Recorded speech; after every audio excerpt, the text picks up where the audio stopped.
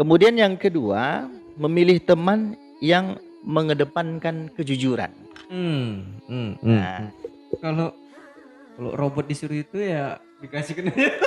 kalau robot suka koslet wayarnya, baru dia tak menjalankan amanah itu. Iya. Emang Ya. dia di belakang Ada yang gitu. dikasih pun nggak tahu untung gitu kan? Nggak tahu Nah, diri. nggak tahu diri, diburuk-burukkan ya di belakang orang. Oh, dibuatkan Nah, ini lagi. siapa yang merasa lah, terserah. Diburuk-buruk.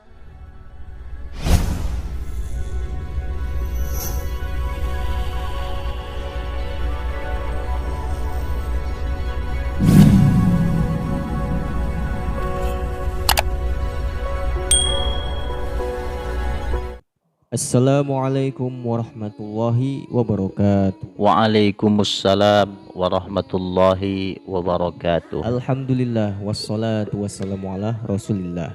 Oke, teman-teman sekalian, alhamdulillah kita masih berada di channel Sajali Sinaga.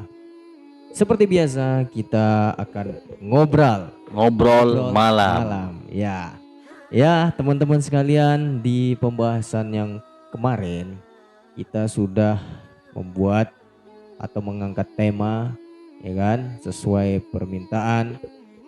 Temanya kemarin tentang cara bergaul ya, cara bergaul yang baik dalam Islam. Gitu. Nah, sekarang di part 2 ini kita akan angkat tema, judulnya yaitu cara memilih teman yang baik. Nah, jadi ada caranya nih teman-teman ya. Kebanyakan kita ini ya kan berteman suka pilih-pilih sih memang. Iya, pada umumnya begitu. Jadi kalau dia kaya, wow, sanalah kaya game. Ya, didekati kan. Terus ya kan. Pas habis duitnya tinggal jauhi ya. Kalau sama yang kaya gitulah, cari-cari muka ya kan. Iya betul. Cari muka katuo. Paling nggak di bandari gitu ya. Iya. Lepas makan siang. Lepas rokok 2 bungkus. Iya bang. Begitulah memang. Begitulah. Ya jadi milih-milih gitu. Nah jadi di kesempatan ini, cara memilih itu apakah dengan kayanya saja? Oh, belum tentu. Nah jadi kebetulan sekali kita akan bahas ya kan bersama Unang. Ustadz Nanang ya. Iya, Ujas. Ustadz Jali Sinaga. Ujas ya. Cara memilih teman yang baik ya. Teman-teman yang baik, mudah-mudahan teman-teman ya sekalian orang yang baik-baik semua. Amin. Ya Rabbal kan? alamin ya. Mudah-mudahan ciri-ciri yang akan disampaikan Ustadz, mudah-mudahan teman-teman memilikinya ya kan. Ada ciri-cirinya ini kalau kita memilih teman. Cirinya bla bla bla bla bla. Nah, ini dia yang bisa kita jadikan teman. Kalau nggak ada ciri-cirinya yang seperti itu, ya kena kibus saya nanti gitu. Bahaya juga ya. Iya. Oke, langsung saja beliau akan menyampaikannya. Oke, silakan Ustaz. Assalamualaikum warahmatullahi wabarakatuh. Waalaikumsalam warahmatullahi wabarakatuh. Alhamdulillah. Syukran nikmatillah. Amma ba'du. Puji syukur senantiasa Ustadz, tanpa ada rasa jemu dan jenuh tentunya. Mari senantiasa kita ucapkan rasa syukur kita kepada Allah Subhanahu wa taala.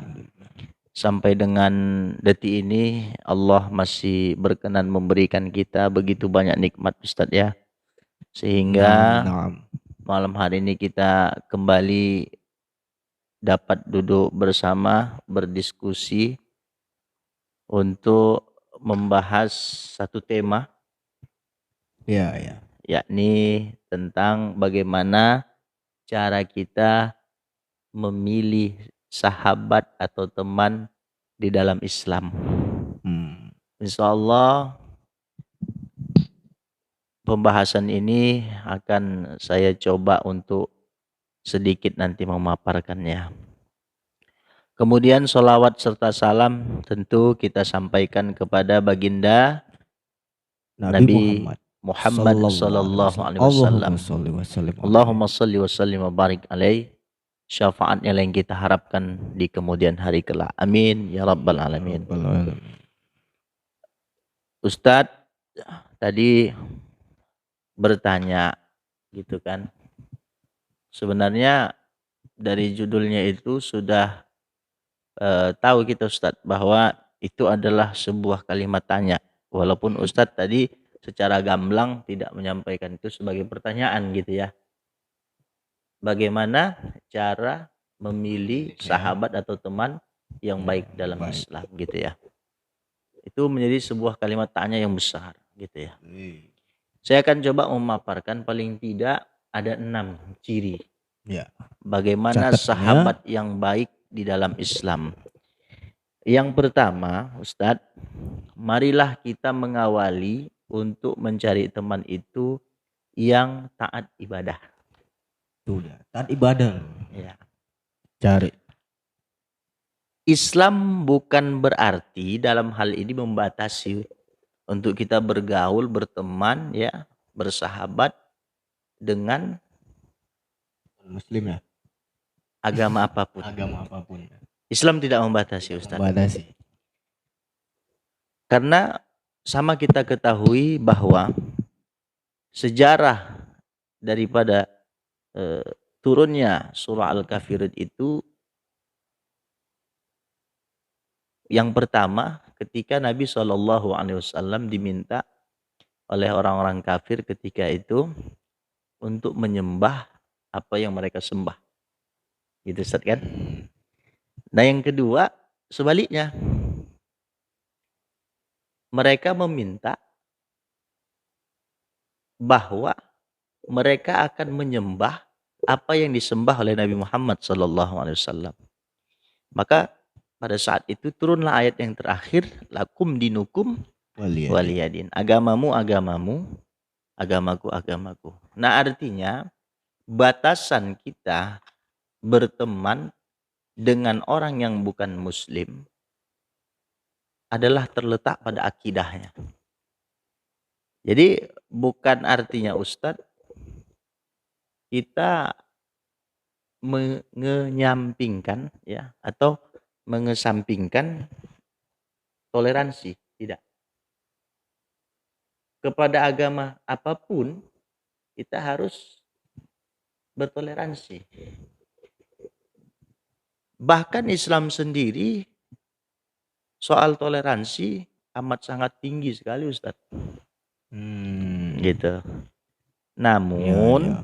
Kalau akidah kalau tidak bisa, kan? Iya, namun ada batasannya. Artinya ritual apapun yang mereka kerjakan atas nama toleransi, tidaklah kemudian kita harus mengikuti apa yang menjadi ritual mereka. Betul. Apalagi kita keluar dari agama kita sendiri gitu.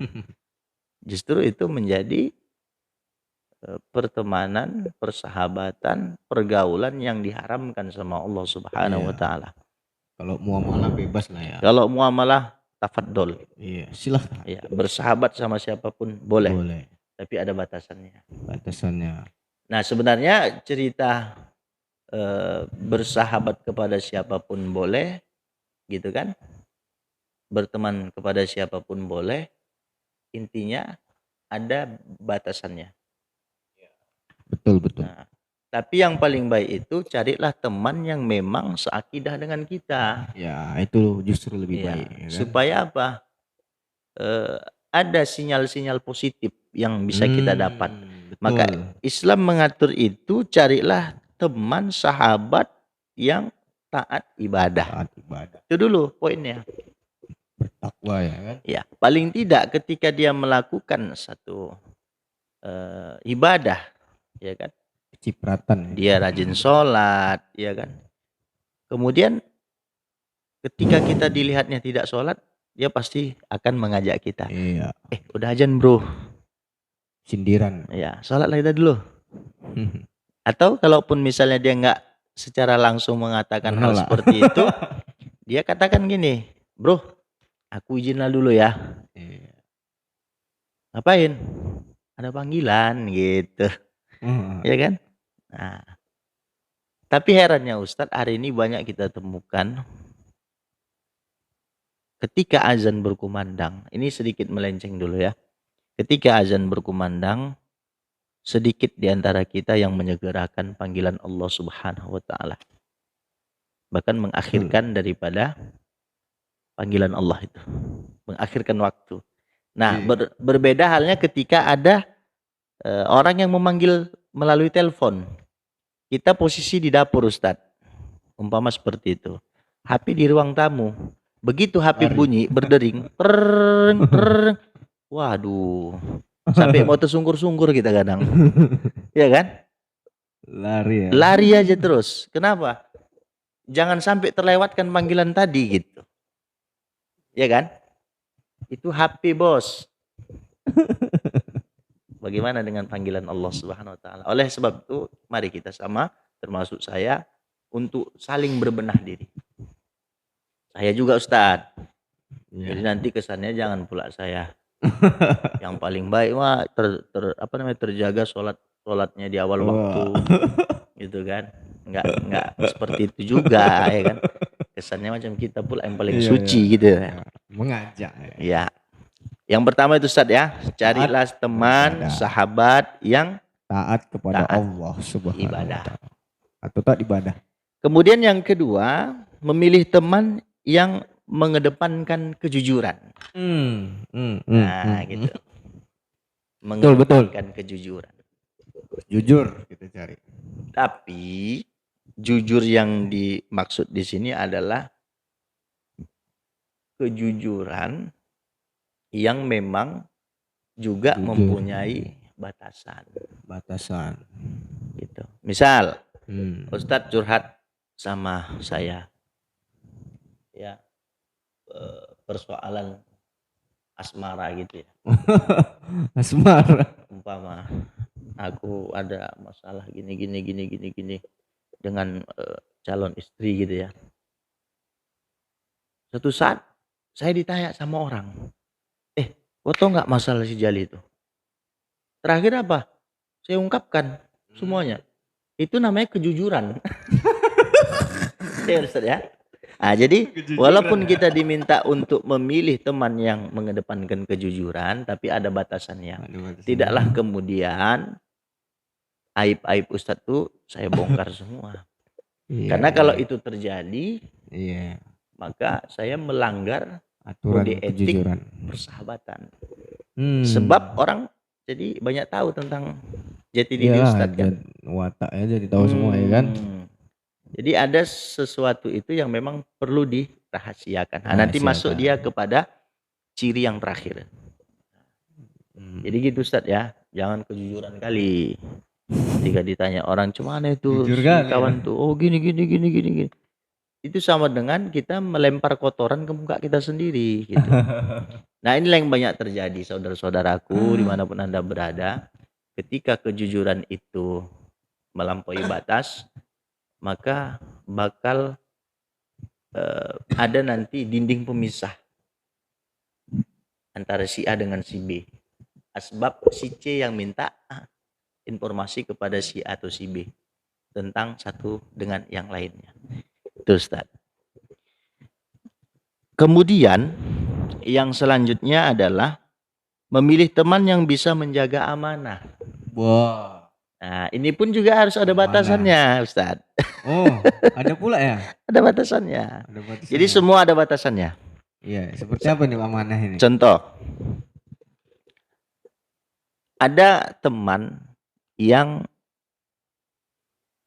tadi contohnya ya kan, berbicara tentang kepribadian dia seperti ini, ada masalah ini itu segala macam. Bahkan dalam curhat itu katakanlah dia menyinggung si C, ya kan, dimasukkannya nama si C di situ.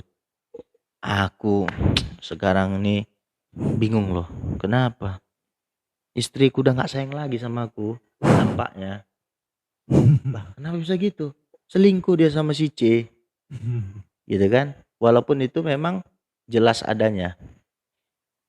Nah, ketika misalnya si A mengatakan kepada si B, tolonglah B, janganlah kau ceritakan nama si C. Sementara si C itu kawan atau sahabat mereka juga gitu kan. Bocor Tolonglah, lagi. tolonglah. Oh iya. Gitu kan. Bocor. Nah, Ada yang nanya lagi. ada yang nanya lagi. Si C, mungkinkah amanah itu kita hianati? Iya, bisa. Jadi selain kita memang harus mengedepankan kejujuran, jaga dong amanah kawan tadi. Atau misalnya si C bilang sama si B, B gitu ya, bilangkan dulu sama si A, mukanya itu macam binatang, misalnya. Apakah sikap si B ini kan sebuah amanah, Amanah ya. ya kan? Tolong dulu kau sampaikan, ini kan amanah. Bilang sama si A, kalau muka si A itu macam binatang. Mungkinkah si B bersikap artinya dia langsung menyampaikan kepada si A? Mungkinkah? Kalau si B-nya nggak punya otak, dia akan sampaikan. Tapi kalau si B-nya punya otak untuk berpikir, pasti dia nggak akan sampaikan. Iya. Sama halnya ketika misalnya si C ngasih kotoran hewan gitu ya, pakai plastik hitam. B, ini ada kotoran hewan. Tolong kau kasihkan sama si A. Nah. Gitu. Mau nggak si B ngasihkan?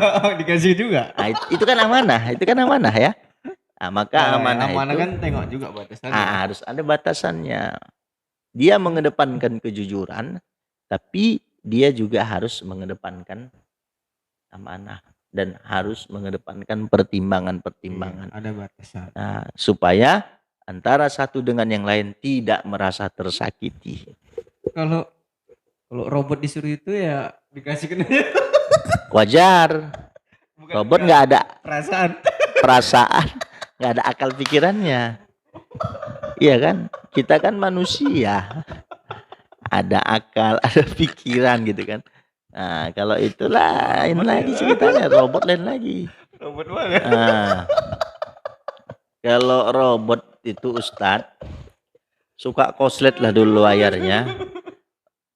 Kalau robot suka koslet wayarnya, baru dia tak menjalankan amanah itu. Iya. Sebaliknya, manusia kalau koslet otaknya, sarapnya, malah dia menjalankan itu. Gitu Ustaz ya. Jadi beda, pasti beda kita dengan robot. Kemudian yang keempat, memilih teman yang bisa mengajak pada kegiatan yang positif. Nah, positif itu banyak ya kan? Ya. Jadi kalau ada teman, sahabat yang justru mereka mengajak kepada kemungkaran, kenakalan, pergaulan bebas, hindarilah. Boleh berteman, tapi juga ada batasannya. Ada batasannya ya kan? Kalau bisa kita masuk dengan mereka, gitu kan? Kemudian kita menolong ya. Iya. Artinya memberikan nasihat. Jangan pula awak masuk. Jangan pula awak terjebak gitu Ustaz ya. Diwarnai lah. Dengan keadaan yang ada. Tapi biasanya 1 lawan 10 kalah satu ya. Kalah yang satu. Kalau imannya tadi tidak tertancap betul. Tapi kalau masih ngawang sana ngawang sini. Udahlah. Itulah yang biasanya mengikuti arus. Kemana arus sungai itu berjalan, dia pun mengikut. Ibarat kotoran manusia. Ya, kan? Ngikut aja dia. Kemana bermuara air itu diikuti aja. Kalau muaranya itu sampai kepada surga, alhamdulillah. Ya kan? Ini kalau dicelup-celup dulu di neraka, itulah yang jadi masalah. Iya kan? Maka Ustadz, sahabat ini ya. Jadi saya sampaikan dulu, manusia itu ada, udah pernah saya sampaikan belum? Yang mana nih manusia? Manusia itu ada 3 golongan yang masuk ke dalam surga, yang berada dalam surga. Pertama masuk ke dalam surga, dimasukkan ke dalam surga, ahli surga. Oh, Udah pernah belum ya? belum. Nah, yang satu golongan contohnya masuk ke dalam surga, itu masuk berkat sendiri dia ya? ya, Masuk sendiri maksudnya. ya, Masuk.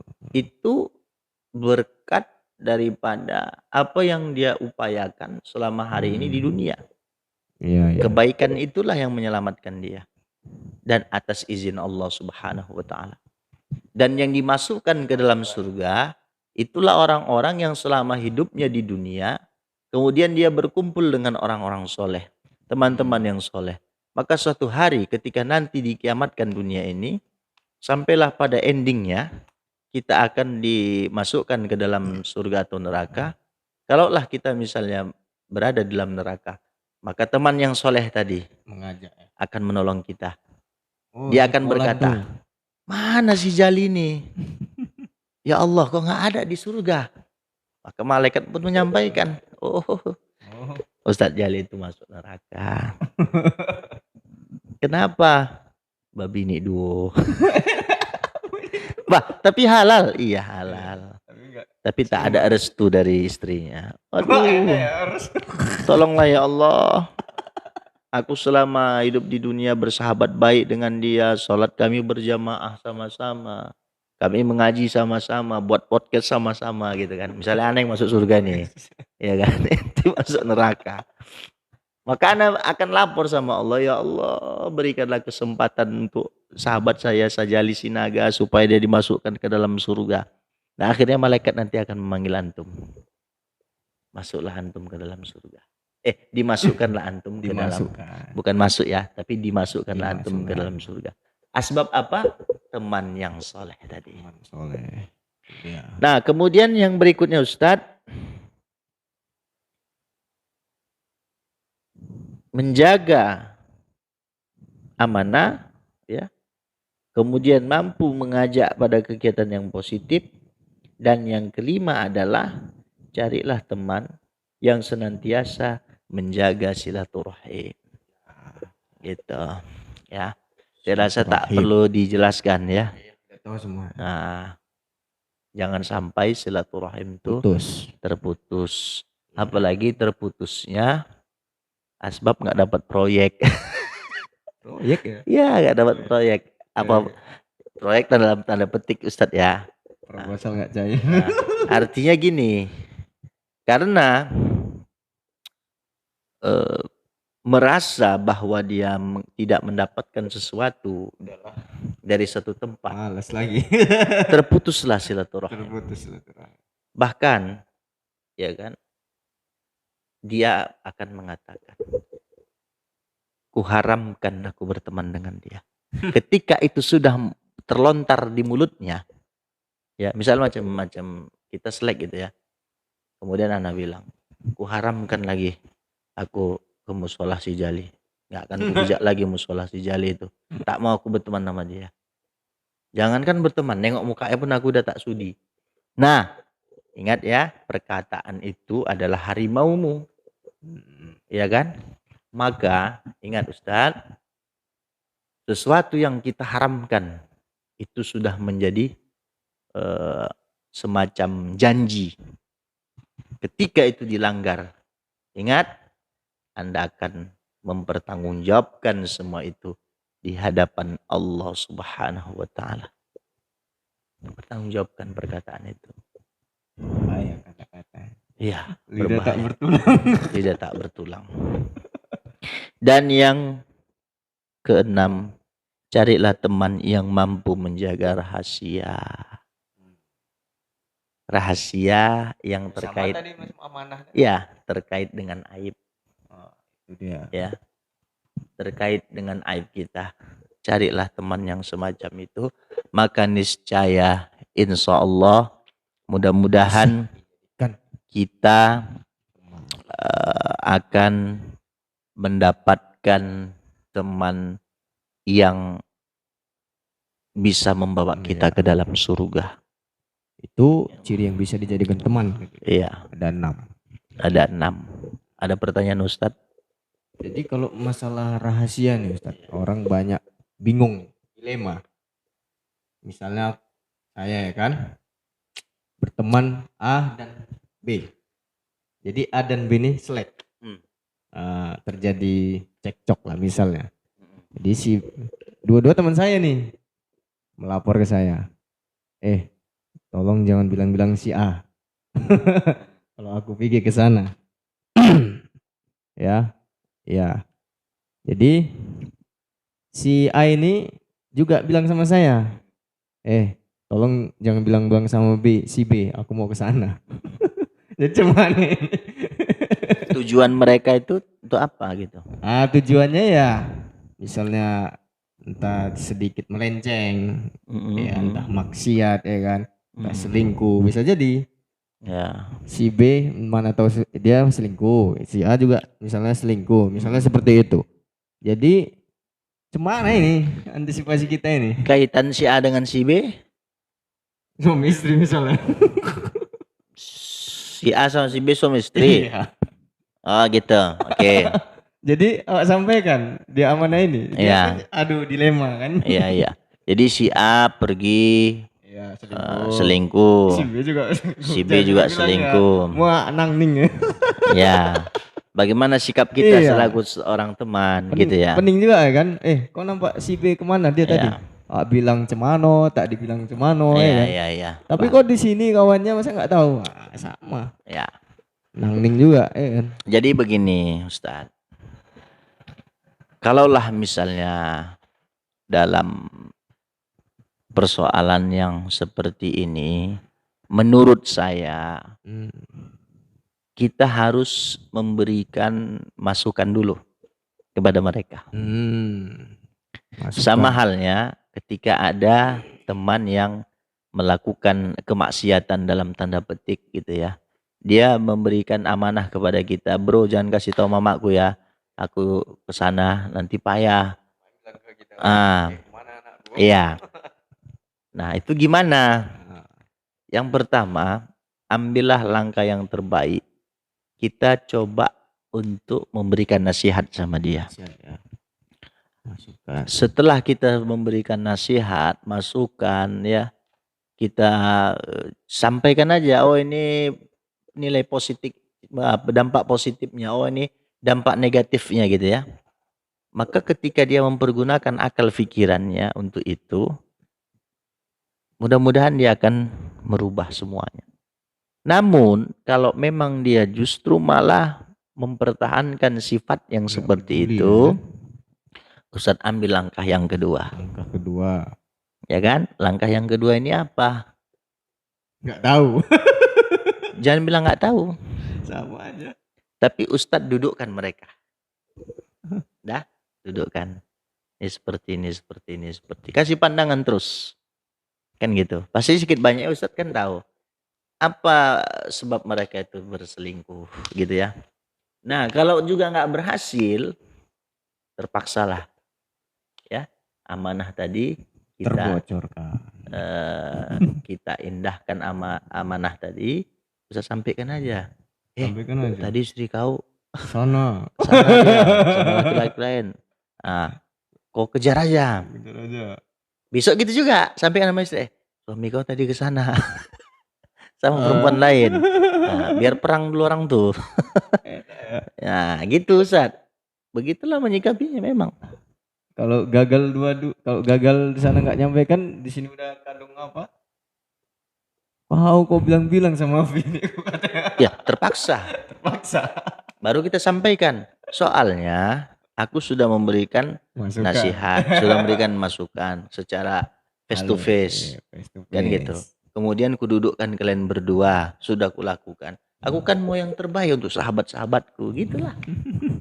Nah, karena itu gagal, maka langkah yang fatal ku sampaikan atau kulakukan.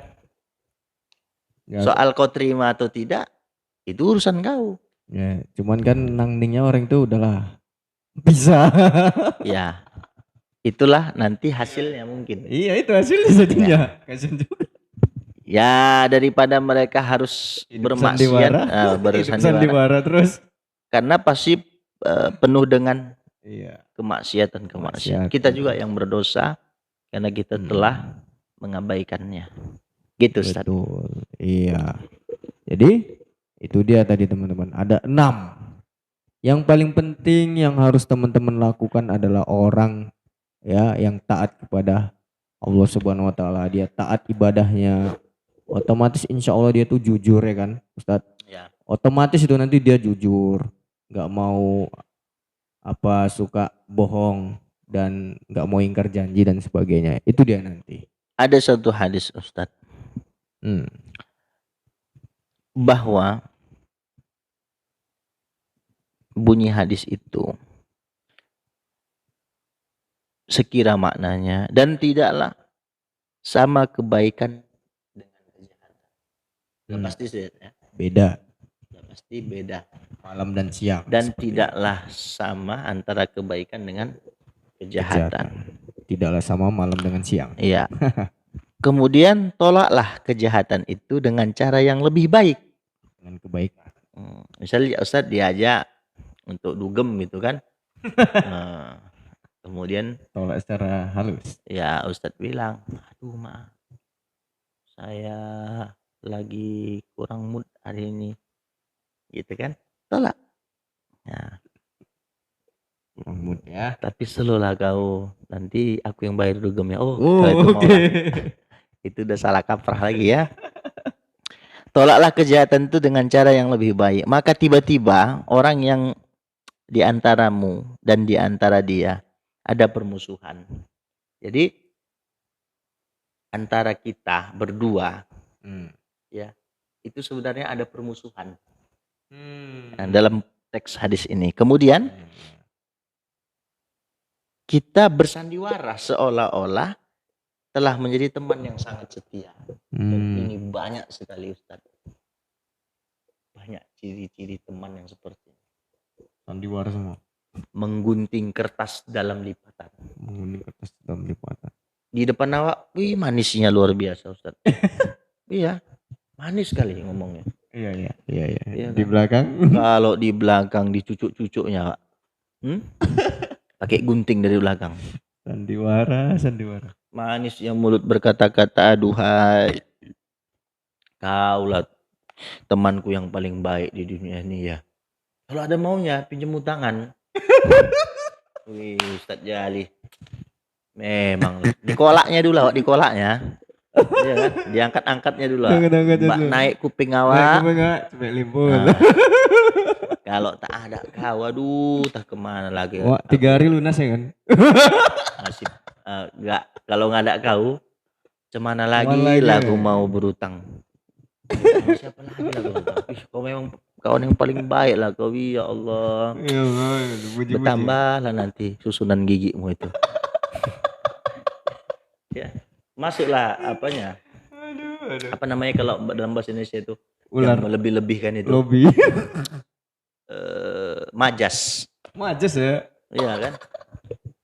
Jadi kalau majas itu kan misalnya melebih-lebihkan.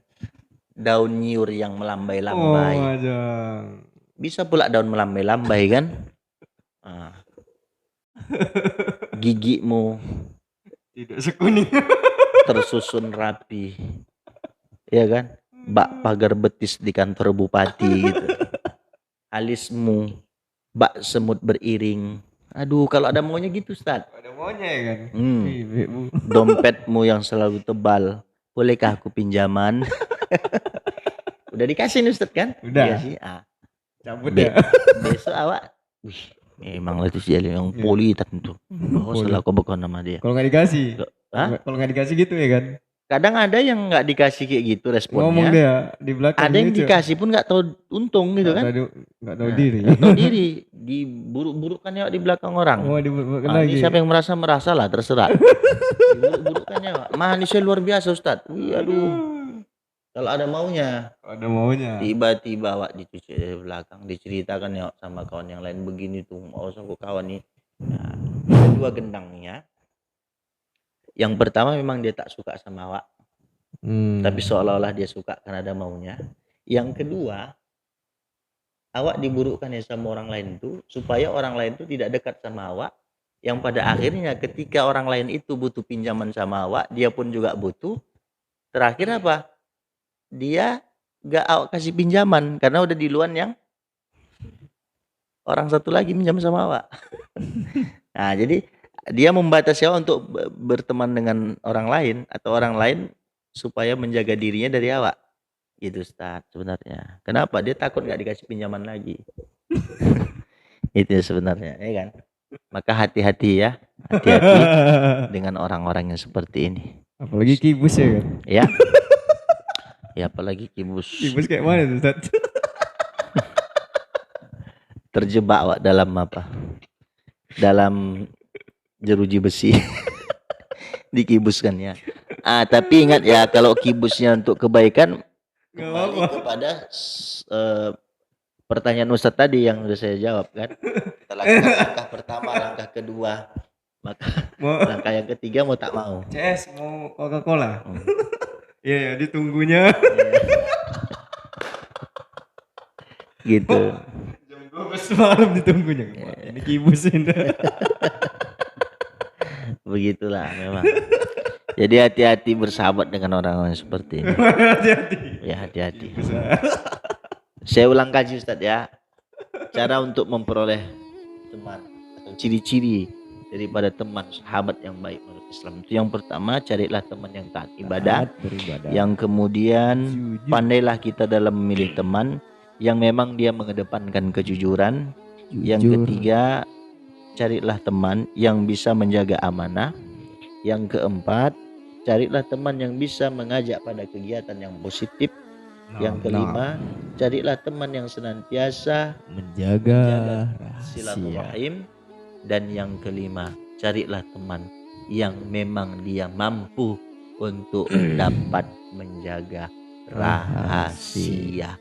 Apalagi rahasia yang terkait dengan aib-aib kita. Iya, betul sekali ya teman-teman.